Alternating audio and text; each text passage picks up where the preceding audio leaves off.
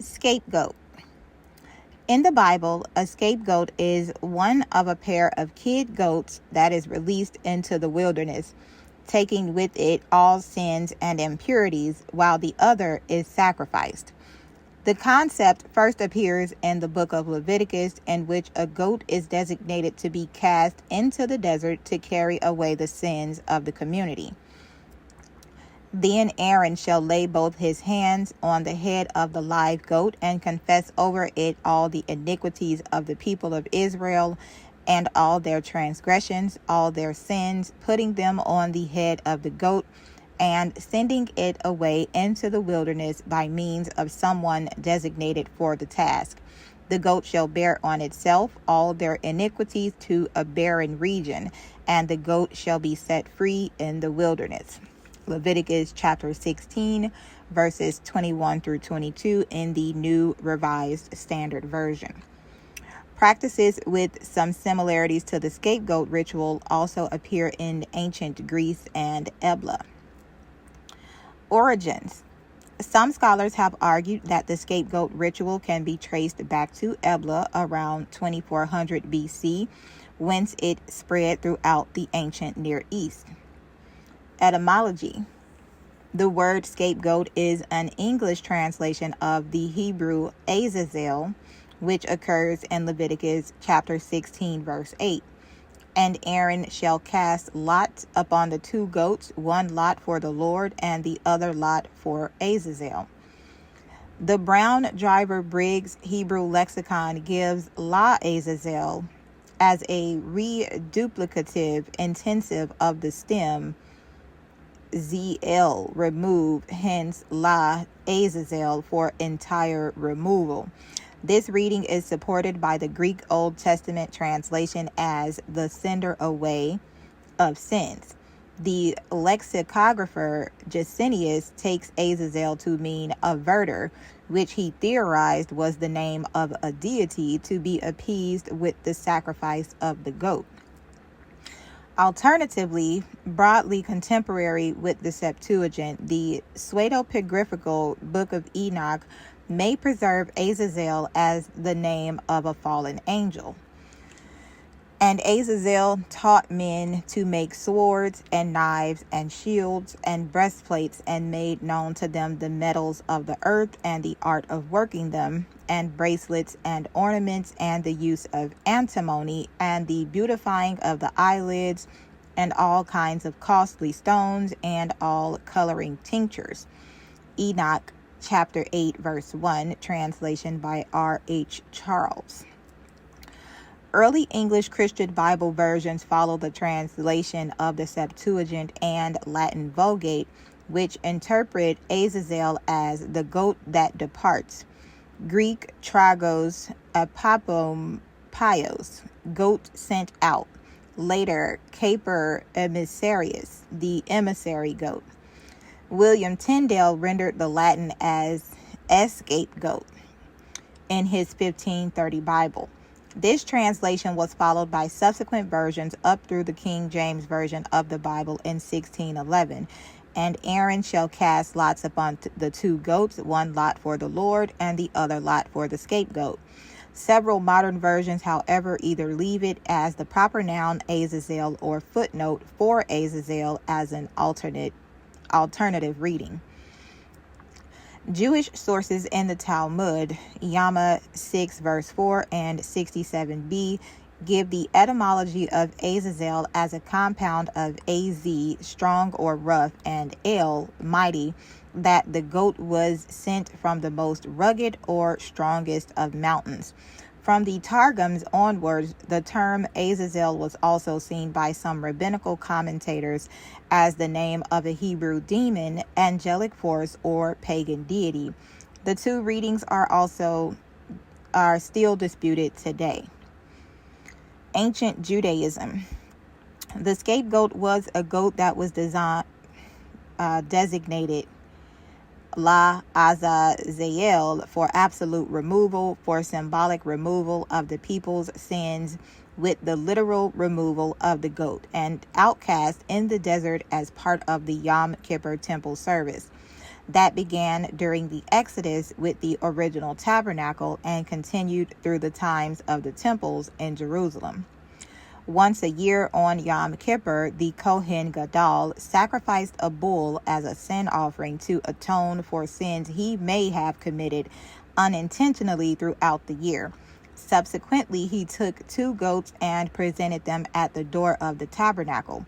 2 goats were chosen by lot, one to be for Yahweh, which was offered as a blood sacrifice, and the other to be the scapegoat to be sent away into the wilderness and pushed down a steep ravine where it died. The blood of the slain goat was taken into the Holy of Holies behind the sacred veil and sprinkled on the mercy seat, the lid of the Ark of the Covenant.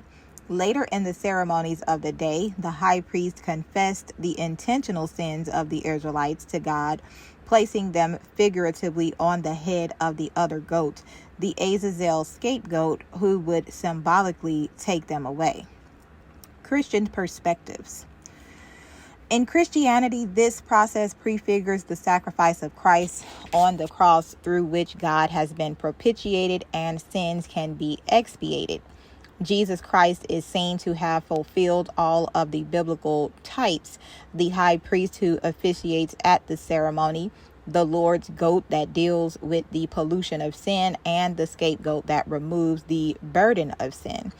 John Wesley comments, charging all their sins and the punishment due to them upon the scapegoat, manifestly pointing at Christ, upon whom their iniquities and punishments were laid. Isaiah chapter 53 verses 5 through 6. It was available for this end. Christians believe that sinners who admit their guilt and confess their sins, exercising faith and trust in the person and sacrifice of Jesus, are forgiven of their sins. The sacrifice of these 2 goats foretells to a degree of what happened when Jesus and Barabbas were presented by Pontius Pilate to the people in Jerusalem. Barabbas, which means son of the father in Aramaic, who was guilty, burdened with sin, was released, while Jesus, also the son of the father, who was innocent of sin, was presented by the high priest and was sacrificed by the Romans through crucifixion.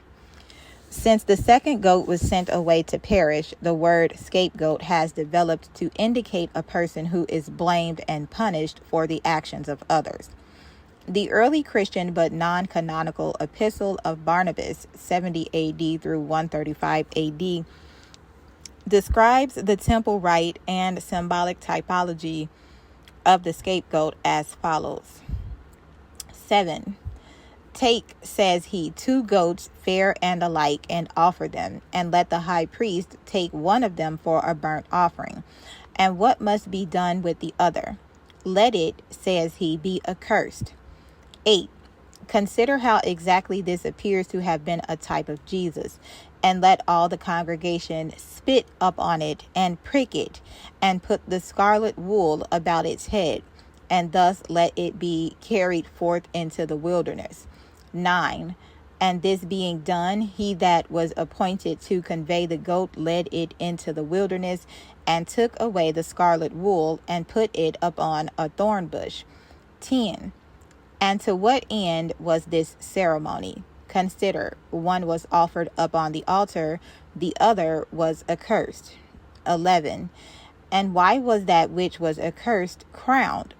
Because they shall see Christ in that day having a scarlet garment about his body, and shall say, Is not this he whom we crucified, having despised him, pierced him, mocked him?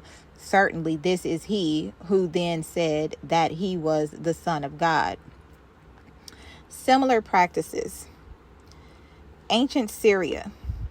A concept superficially similar to the biblical scapegoat is attested in 2 ritual texts of the 24th century BC archived at Ebla. They were connected with ritual purification on the occasion of the king's wedding. In them, a she-goat with a silver bracelet hung from her neck was driven forth into the wasteland of Alani, We, in the report of the ritual, involves the whole community. Such elimination rites, in which an animal without confession of sins is the vehicle of evils, not sins, that are chased from the community, are widely attested in the ancient Near East. Ancient Greece.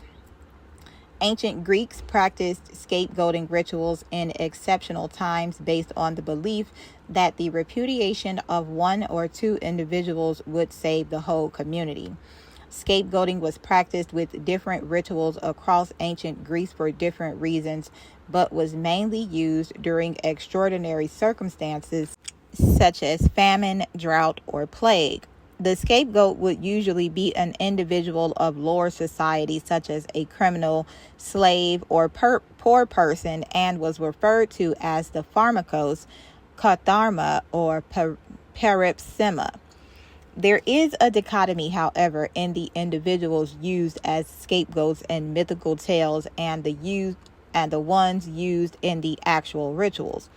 In mythical tales, it was stressed that someone of high importance had to be sacrificed if the whole society were to benefit from the aversion of catastrophe, usually a king or the king's children. However, since no king or person of importance would be willing to sacrifice himself or his children, the scapegoat in actual rituals would be someone of lower society who would be given value through special treatment, such as fine clothes and dining before the sacrificial ceremony. Sacrificial ceremonies varied across Greece depending on the festival and type of catastrophe.